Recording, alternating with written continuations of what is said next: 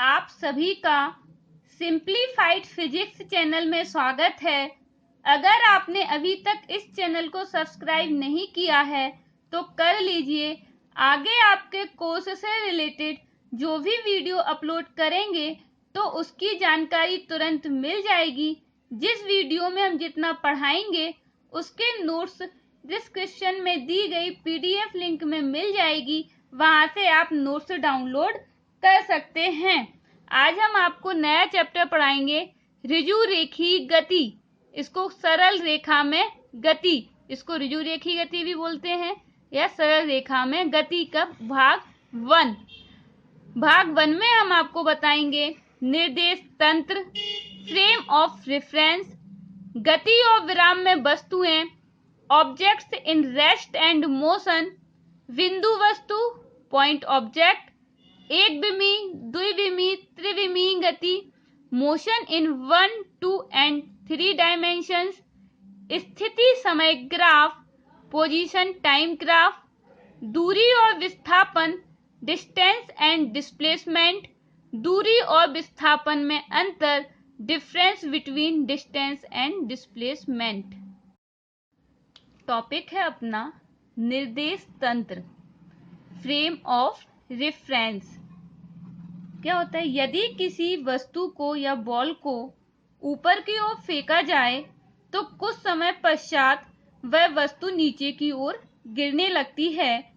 सड़क पर खड़े प्रेक्षक को वह वस्तु सरल रेखा में नीचे की ओर गिरती हुई प्रतीत होगी, जबकि गतिमान कार में बैठे प्रेक्षक को वह वही वस्तु परवलयाकार मार्ग में गिरती हुई प्रतीत होती है। तो स्पष्ट है कि किसी भी वस्तु की स्थिति, किसी भी वस्तु की स्थिति अथवा गति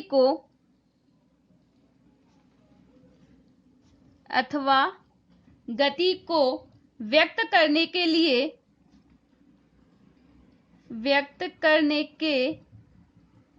लिए पहले यह बताना आवश्यक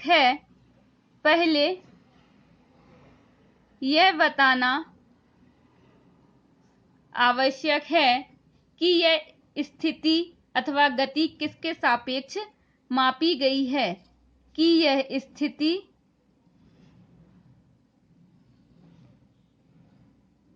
अथवा गति किसके सापेक्ष नापी गई है। ठीक है, क्या बोला है हमने? जब किसी वस्तु को ऊपर की ओर फेंकते हैं तो कुछ समय पश्चात वही वस्तु नीचे की ओर गिरने लगती है। सड़क पर खड़े प्रेक्षक को वह वस्तु सरल रेखा में नीचे गिरती हुई प्रतीत होती है, जबकि गतिमान कार में बैठे प्रेक्षक को वही वस्तु परवलयाकार मार्ग में गिरती हुई प्रतीत होती है। अतः स्पष्ट है कि किसी भी वस्तु की स्थिति अथवा गति को व्यक्त करने के लिए पहले यह बताना आवश्यक है कि यह स्थिति अथवा गति किसके सापेक्ष मापी गई है। फिर क्या है? वह तंत्र जिसके सापेक्ष किसी वस्तु की स्थिति अथवा गति का अध्ययन किया जाता है,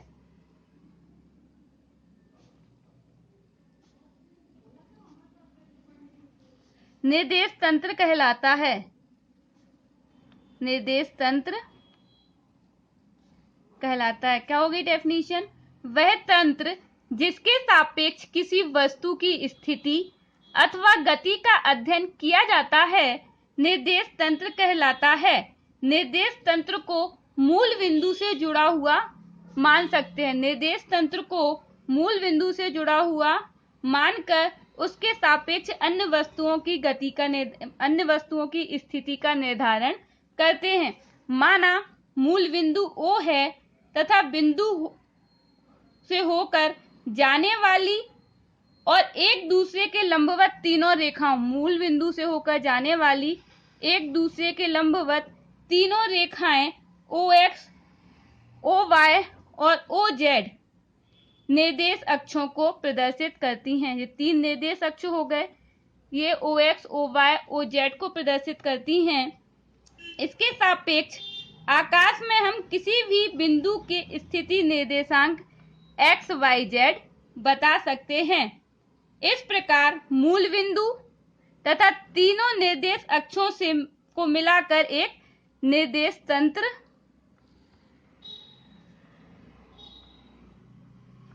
बनता है। एक बार फिर से देख लो क्या होता है। निर्देश तंत्र को मूल बिंदु से जुड़ा हुआ मानकर उसके सापेक्ष अन्य वस्तुओं की स्थिति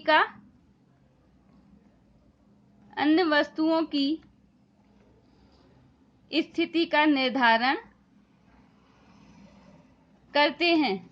ठीक है, मूल बिंदु O है तथा मूल बिंदु से होकर जाने वाली एक दूसरे के लंबवत 3 रेखाएं OX, OY तथा OZ 3 निर्देश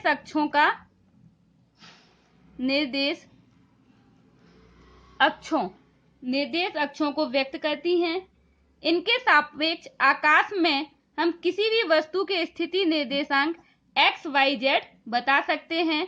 इस प्रकार मूल बिंदु तथा निर्देश अक्षों को मिलाकर एक निर्देशांक तंत्र बनता है। निर्देश तंत्र 2 प्रकार के होते हैं। निर्देश तंत्र 2 प्रकार के होते हैं। नंबर 1 है जड़त्वीय निर्देश तंत्र,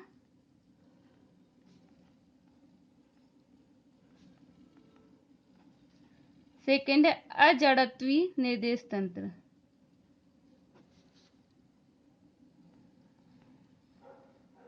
अजड़त्वीय निर्देश तंत्र। तो पहला है जड़त्वीय निर्देश तंत्र।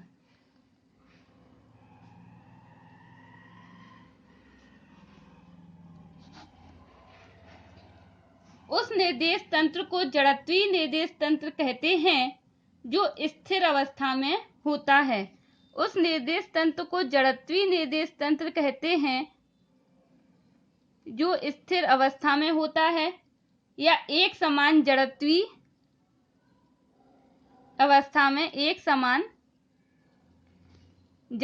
अवस्था में होता है। ठीक है, क्या हो गया? जड़त्वीय निर्देश तंत्र उस निर्देश तंत्र को कहते हैं जो एक समान स्थिर अवस्था में होता है या एक समान जड़त्वीय अवस्था में होता है। इसके एग्जाम्पल देखते हैं। नंबर 1 एग्जाम्पल है आकाश में स्थिर तारे। आकाश में स्थिर तारे जड़त्वीय निर्देश तंत्र हैं। दूसरा है भौतिकी में सभी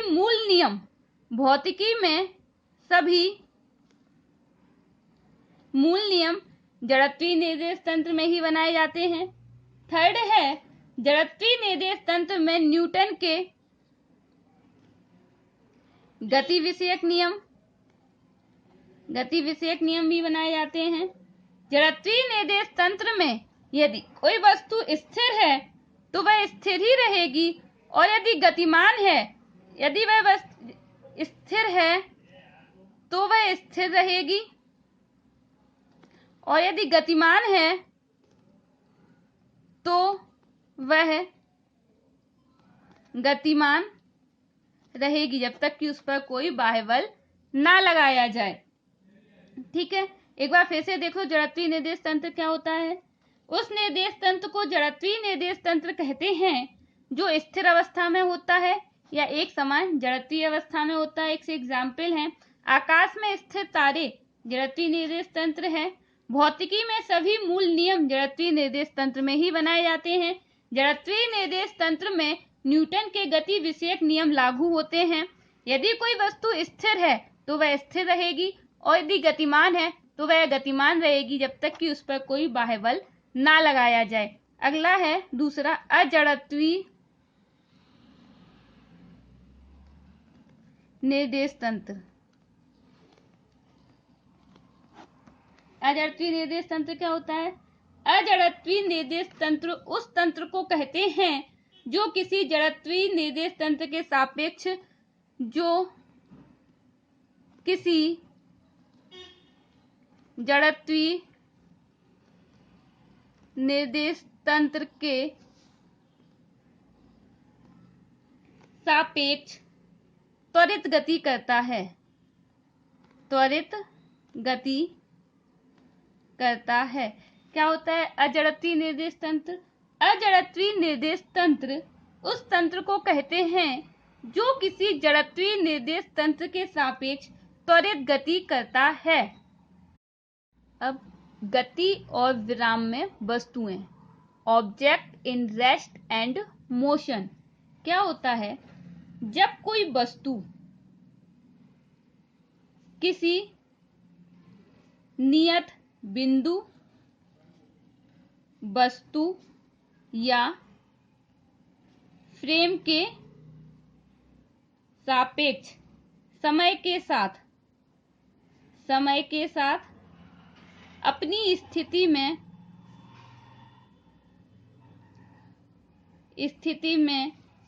परिवर्तन नहीं करती है तो उस वस्तु को विराम अवस्था में कहा जाता है। क्या है? जब कोई वस्तु किसी नियत बिंदु, वस्तु या फ्रेम के सापेक्ष, क्या बोल रहे हैं? ये कोई बिंदु हो सकता है या वस्तु हो सकती है, फ्रेम के सापेक्ष समय के साथ अपनी स्थिति में परिवर्तन नहीं करती है तो वह वस्तु विराम अवस्था में कहलाती है। इसके विपरीत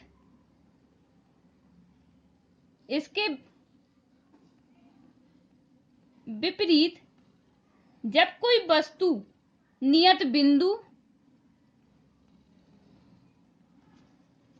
वस्तु या फ्रेम के सापेक्ष समय के साथ अपनी स्थिति में परिवर्तन करती है तो उस वह वस्तु गति अवस्था में कहलाती है। ठीक है? क्या होता है? डेफिनेशन देख लो एक बार फिर से। जब कोई वस्तु किसी नियत बिंदु, वस्तु या फ्रेम के सापेक्ष समय के साथ अपनी स्थिति में परिवर्तन नहीं करती है तो वह वस्तु विराम अवस्था में कहलाती है। इसके विपरीत जब कोई वस्तु नियत बिंदु, वस्तु या फ्रेम के सापेक्ष समय के साथ अपनी स्थिति में परिवर्तन करती है तो वह वस्तु गति अवस्था में कहलाती है। इसका एक एग्जाम्पल देखते हैं। क्या एग्जाम्पल? गतिमान रेलगाड़ी में बैठा व्यक्ति, रेलगाड़ी क्या गति कर रही है? इस रेलगाड़ी में बैठा व्यक्ति अपने सभी सहयात्री के सापेक्ष विराम अवस्था में होता है। गतिमान रेलगाड़ी में बैठा व्यक्ति अपने सभी सहयात्री के साथ विराम अवस्था में होता है, किंतु रेलगाड़ी के बाहर प्लेटफॉर्म में खड़े व्यक्ति के सापेक्ष वह गत्यात्मक अवस्था में होता है। फ्रेम चेंज हो गया है यहाँ पे गतिमान रेलगाड़ी में व्यक्ति अपने सहयात्री के साथ विराम अवस्था में है, जबकि प्लेटफॉर्म पर खड़े व्यक्ति के सापेक्ष, रेलगाड़ी के बाहर प्लेटफॉर्म पर खड़े व्यक्ति के सापेक्ष वह गत्यात्मक अवस्था में होता है। अगला टॉपिक है बिंदु वस्तु। बिंदु वस्तु क्या होती है? जब किसी वस्तु का आकार या विमा,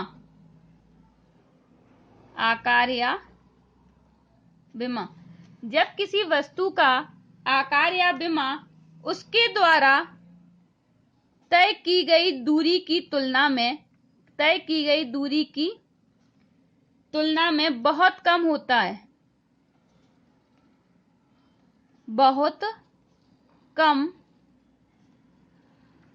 है, तो उस वस्तु को बिंदु वस्तु मान लेते हैं। तो उस वस्तु को बिंदु वस्तु मान लेते हैं। क्या होता है बिंदु वस्तु? एक बार फिर डेफिनेशन देख लेते हैं। जब किसी वस्तु का आकार या विमा उसके द्वारा तय की गई दूरी की तुलना में बहुत कम होता है तो उस वस्तु को बिंदु वस्तु मान लेते हैं। जब किसी वस्तु का आकार या विमा उसके द्वारा तय की गई दूरी की तुलना में बहुत कम होता है तो उस वस्तु को बिंदु वस्तु मान लेते हैं। इसका एक एग्जाम्पल है क्रिकेट के खेल में गेंद का आकार। क्रिकेट के खेल में गेंद का आकार उसके द्वारा तय की गई दूरी की तुलना में बहुत कम होता है, अतः गेंद को बिंदु वस्तु मान लेते हैं। सेकेंड एग्जाम्पल है पृथ्वी द्वारा सूर्य के चारों ओर, पृथ्वी द्वारा सूर्य के चारों ओर दीर्घवृत्तीय कक्षा में परिक्रमा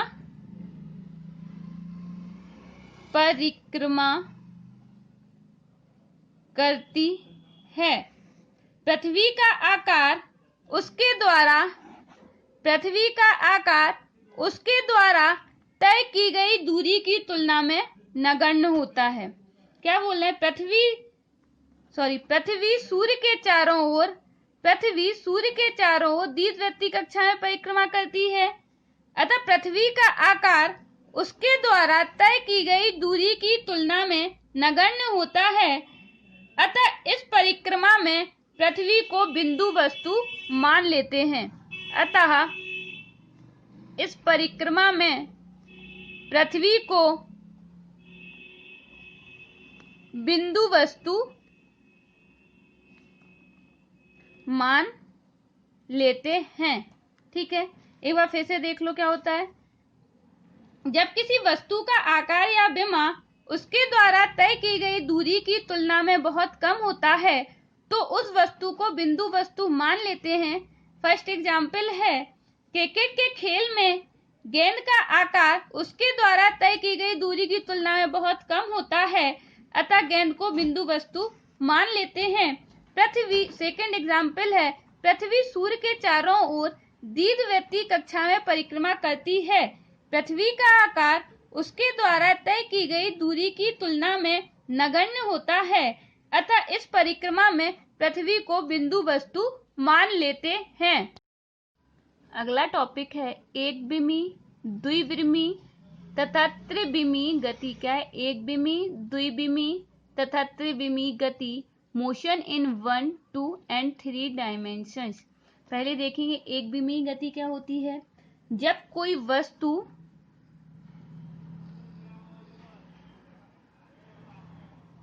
सरल रेखा में गति करती है तो उसकी इस गति को एकविमी गति कहते हैं। क्या बोलते हैं? जब कोई वस्तु सरल रेखा में गति करती है तो उसकी गति को एकविमी गति कहते हैं। इस गति में वस्तु की चौड़ाई और पाश की गति की उपेक्षा कर दी जाती है। इस गति में वस्तु की चौड़ाई तथा पाश गति की उपेक्षा कर देते हैं। क्या होता है एकविमी गति? जब कोई वस्तु सरल रेखा में गति करती है तो उसकी इस गति को एकविमी गति कहते हैं। इस गति में वस्तु की चौड़ाई तथा पाश गति की उपेक्षा कर दी जाती है। इसके एग्जाम्पल है रेलवे ट्रैक पर दौड़ती हुई गाड़ी की गति, रेलवे ट्रैक पर दौड़ती हुई गाड़ी की गति, सीधी सड़क पर चलती हुई कार की गति। एकविमी गति में वस्तु सरल रेखा में गति कहते हैं। इसकी इस गति को ऋजु रेखीय गति भी कहते हैं। ठीक है, एक बार फिर से देखो। जब कोई वस्तु एक सरल रेखा में गति करती है तो उसकी गति को एकविमी गति कहते हैं। इस गति में वस्तु की चौड़ाई तथा पाश गति की उपेक्षा कर दी जाती है। इसके एग्जाम्पल है रेलवे ट्रैक पर दौड़ती हुई रेलगाड़ी की गति, सीधी सड़क पर चलती हुई कार की गति। एक विमीय गति में वस्तु सरल रेखा में गति करती है और इस गति को ऋजु रेखीय गति भी कहते हैं। सेकंड है द्विविमीय गति। जब कोई वस्तु किसी समतल पर गति करती है, कहाँ करती है? समतल पर। जब कोई वस्तु किसी समतल पर गति करती है तो उसकी पार्श्व गति की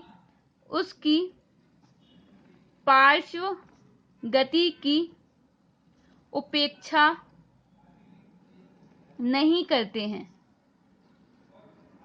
ठीक है, तो उसकी इस गति को क्या बोलते हैं? द्विविमीय गति कहते हैं।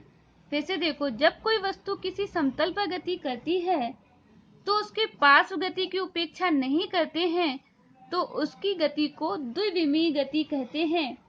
एग्जाम्पल है जमीन पर रेंगते हुए कीड़े की गति, नदी पर नाव की गति, नदी पर नाव की गति आदि। ठीक है, अगला है त्रिविमीय गति। जब कोई वस्तु आकाश में गति करती है, जब कोई वस्तु आकाश में गति करती है तो उसकी इस गति को त्रिविमीय गति कहते हैं। एग्जाम्पल है वायुयान, उड़ती हुई पतंग,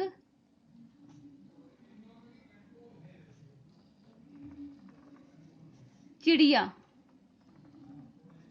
की गति।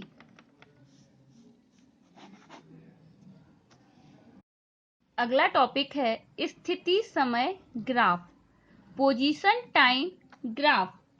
यदि समय को x अक्ष पर तथा स्थिति निर्देशांक को y अक्ष पर लेकर ग्राफ खींचें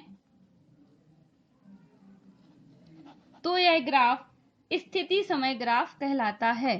क्या है? यदि समय को x अक्ष पर तथा स्थिति निर्देशांक को y अक्ष पर लेकर ग्राफ खींचें तो वह ग्राफ स्थिति समय ग्राफ कहलाता है।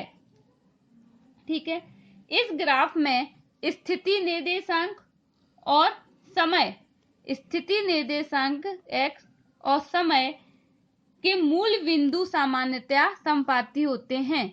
ठीक है, यहाँ पे भी जीरो, यहाँ पे t0 है तो यहाँ का x भी है, मूल बिंदु संपाती होते हैं, लेकिन ये आवश्यक नहीं है। देखते हैं, माना t बराबर 0 पर x बराबर क्या बोल रहे हैं? -2, t बराबर 1 पर x बराबर 2, t बराबर 2 पर x बराबर 4, तो उसका स्थिति समय ग्राफ निम्न होगा।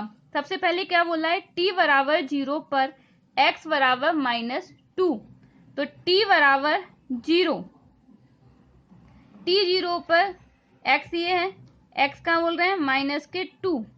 ठीक है, ये बिंदु आ गया, 0 पर x आ गया, ये -2।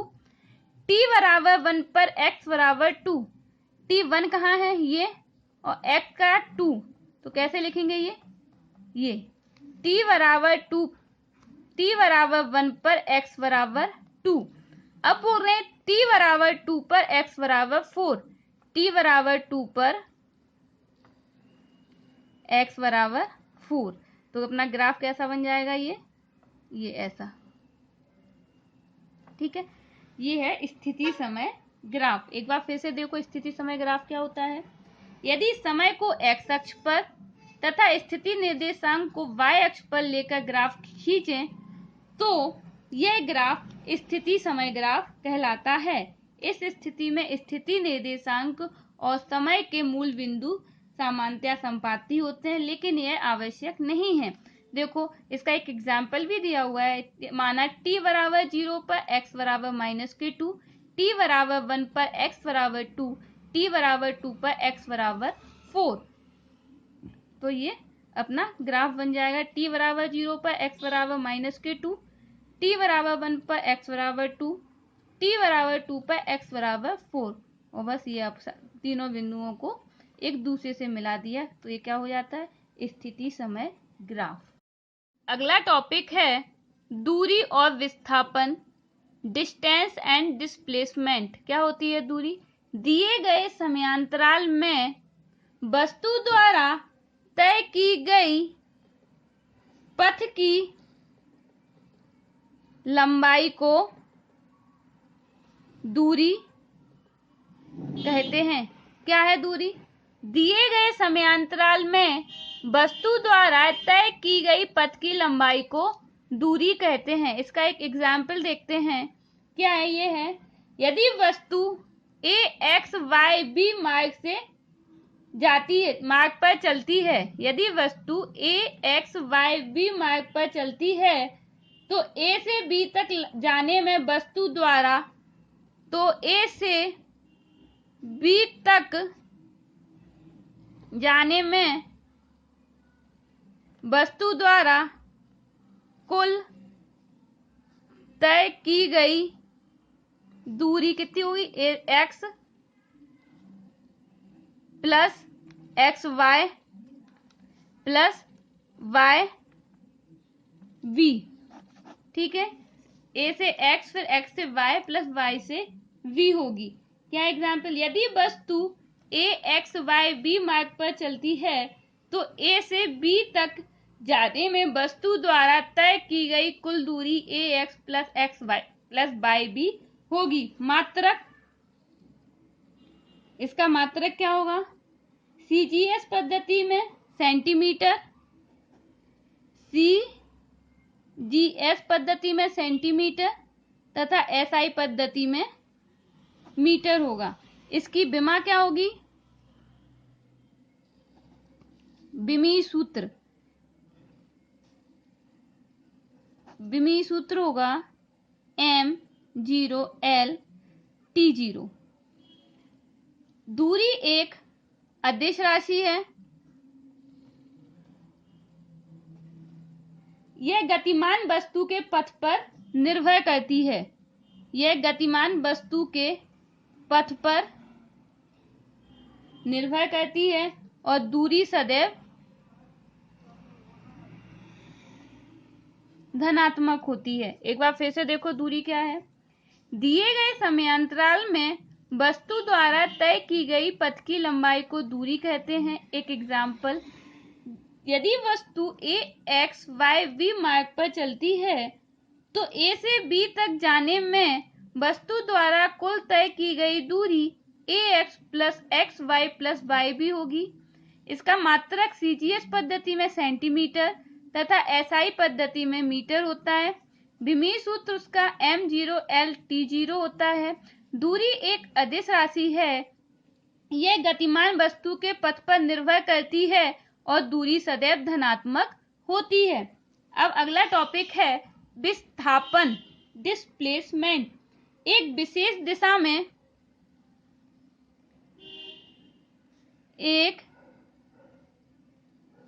दिशा में वस्तु द्वारा तय की गई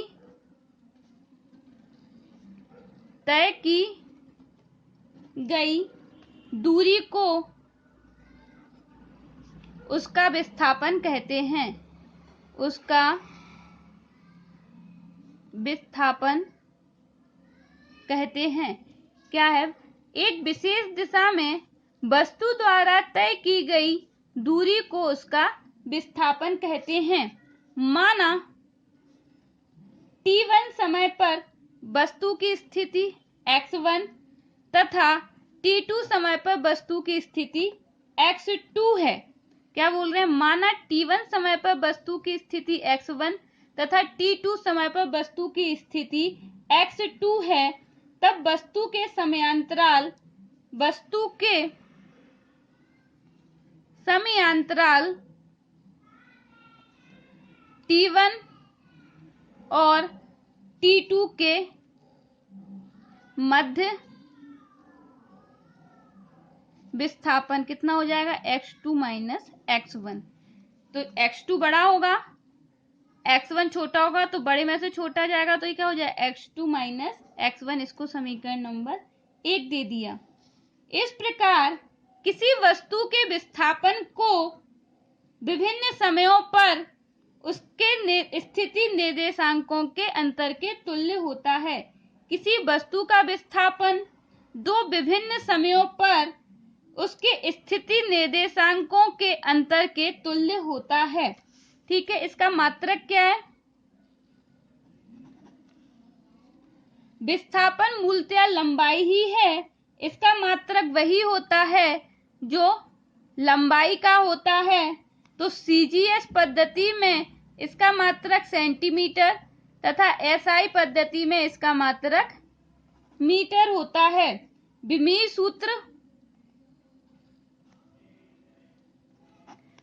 सूत्र इसका होगा m0L/T0। विस्थापन एक सदिश राशि है। विस्थापन धनात्मक, ऋणात्मक तथा शून्य कुछ भी हो सकता है। ठीक है, एक बार फिर से देखो। एक विशेष दिशा में वस्तु द्वारा तय की गई दूरी को उसका विस्थापन कहते हैं। माना समय t1 पर वस्तु की स्थिति x1 तथा समय t2 पर वस्तु की स्थिति x2 है। वस्तु के समयांतराल t1 और t2 के मध्य विस्थापन क्या हो जाएगा? x2 minus x1।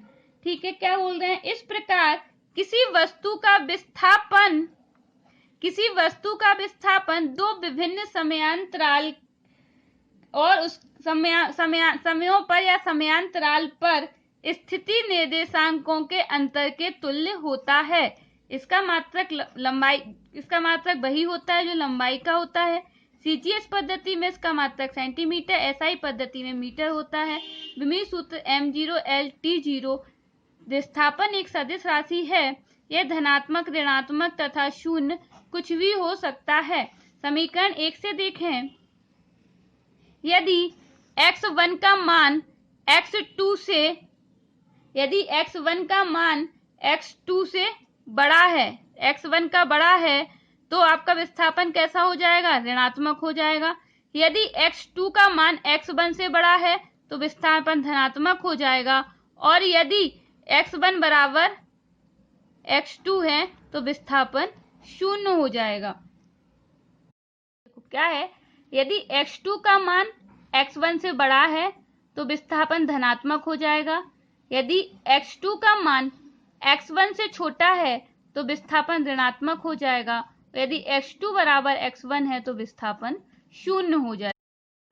विस्थापन गतिमान वस्तु की पथ की आकृति पर निर्भर नहीं करता है, यह प्रारंभिक स्थिति और अंतिम स्थिति के बीच की दूरी होती है। क्या बोल रहे हैं? विस्थापन गतिमान वस्तु की पथ की आकृति पर निर्भर नहीं करता है, यह प्रारंभिक स्थिति तथा अंतिम स्थिति के बीच की न्यूनतम दूरी होती है। अगला टॉपिक है विस्थापन और दूरी में अंतर, difference between displacement and distance. ये हो गया विस्थापन, ये दूरी। यह दिए गए समयांतराल में वस्तु के स्थिति निर्देशांकों के अंतर के तुल्य होता है। यह दिए गए समयांतराल में वस्तु के स्थिति निर्देशांकों के अंतर के तुल्य होता है। इसमें दूरी में क्या है? यह दिए गए समयांतराल में, यह दिए गए समयांतराल में वस्तु द्वारा तय किए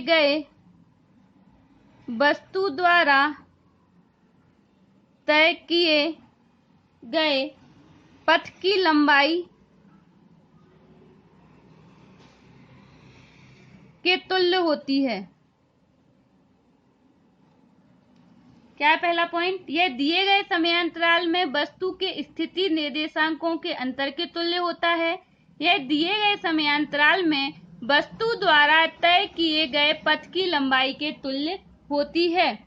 यह एक सदिश राशि है। विस्थापन एक सदिश राशि है। दूरी अदिश राशि है। विस्थापन धनात्मक, ऋणात्मक तथा शून्य हो सकता है। दूरी सदैव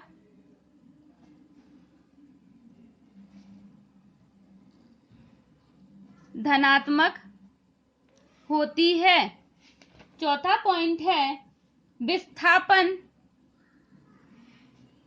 वस्तु के पथ की आकृति पर निर्भर नहीं करती है,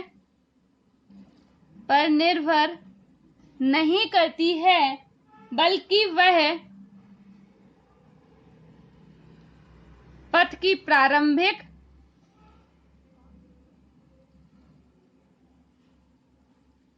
प्रारंभिक व अंतिम स्थितियों पर निर्भर करती है। इसमें है दूरी पथ की आकृति पर निर्भर करती है। दूरी पथ की आकृति पर निर्भर करती है। ठीक है। फिफ्थ पॉइंट है विस्थापन दूरी के बराबर या उससे छोटा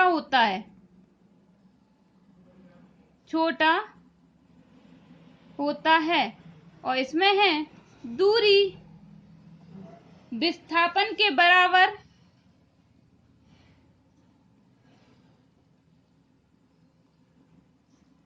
या उससे अधिक होती है।